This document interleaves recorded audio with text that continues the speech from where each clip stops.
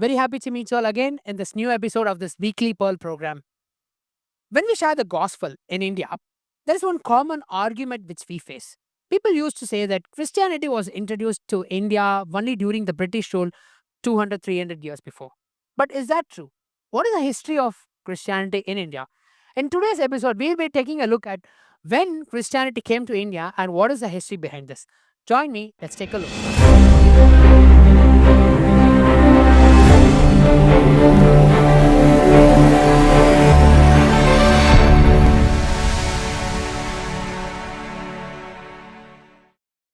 Do you know Christianity in India is as old as Christianity itself?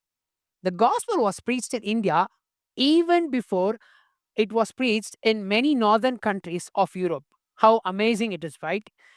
People think that Christianity had come to India only 200, 300 years before, and it was the Englishmen or the Europeans who brought Christianity to India. But in reality, even before many countries in Europe received the gospel, it had already been preached in India.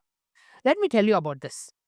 We can split the history of Christianity in India into three phases.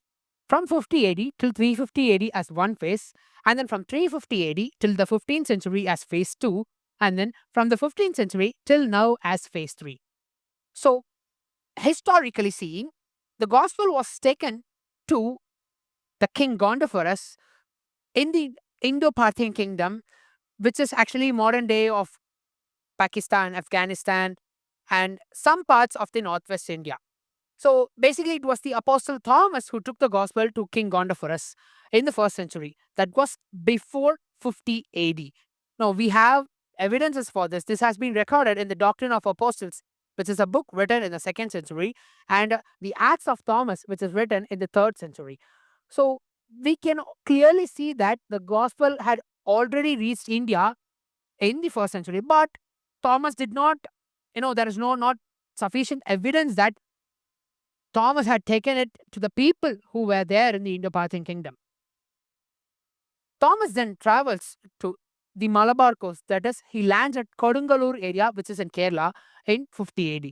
Now, this place is actually considered as the birthplace of Christianity in India. From this place, Thomas starts to take the gospel throughout the southern parts of India. And there is a historical record saying that he might have even traveled to even further parts of East Asia like China, Myanmar, and some other areas. But if I'm just giving you some details about how he has taken in India alone.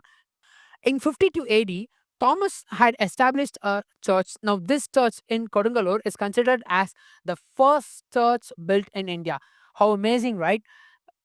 We have a church which was built almost 1970 years back, and this church is still there, and services are still do take place. In 16th century there were some renovations done to this church, and along with it there are six other churches established by Thomas in this area.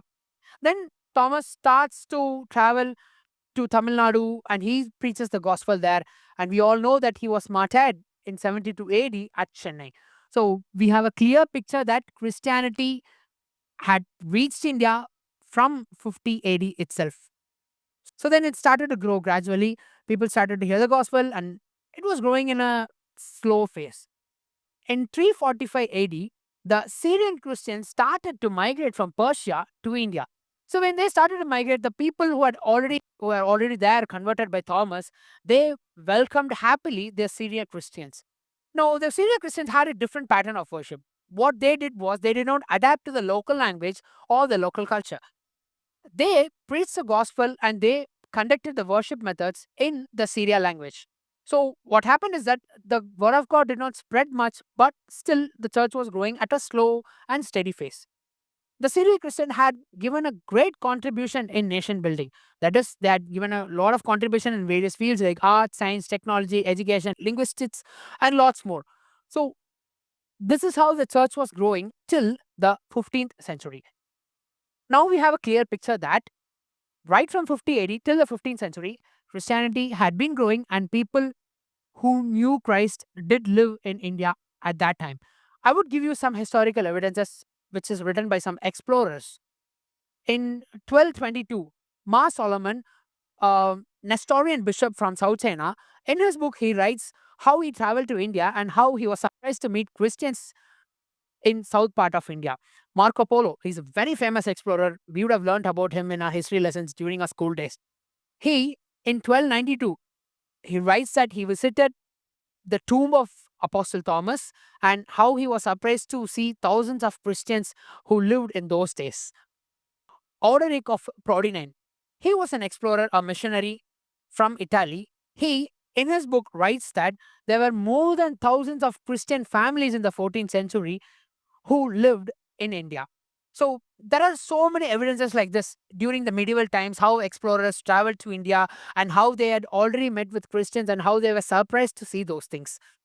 So now we have a clear picture that, and with proper historical evidences also, that Christianity was already growing in India till the 15th century itself.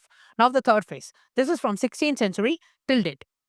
Now, why this is considered as a different phase is because this is when the indigenous churches started to grow. What I mean by this is that the missionaries who started to come to India to preach the gospel, they started to teach and preach and even translate the Bible in the local languages wherever they settled. In 17th century, Roberto di Nobili was the first person to preach the gospel in the local languages. In 18th century, Bartholomew Ziegenbalg starts to translate the Bible in the local language. And then in 19th century, William Carey, he translated the Bible in almost 40 plus languages.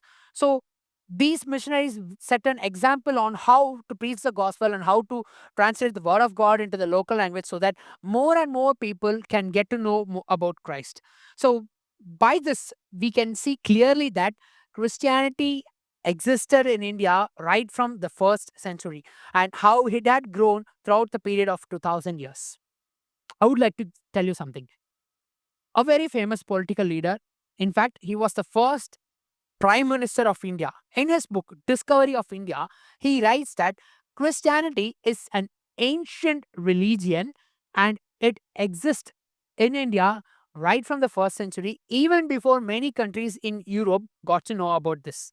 How amazing this is, right? People say that it was the Europeans who brought Christianity to India, but it is clear that, and we have more evidences that even before many countries in Europe got to know about Christ, India had already got the gospel preached. We need to know two things from this. One is that right from the day the Great Commission was given to the disciples by Christ in Matthew 28, verse number 18, 19, 20, the gospel has been taken all over the world slowly by the disciples, and till date it has been expanding. So we also need to continue doing this, try to reach as many people as we can. And number two is that if someone throws an argument saying that Christianity did not exist in India 200 or 300 years back, we must be ready to give a reply to them saying that it did exist for the past 2000 years and there is no contradiction to it, and we have clear evidences to support this also. If it's God's will, meet you in another episode of this weekly Pearl program. God bless you.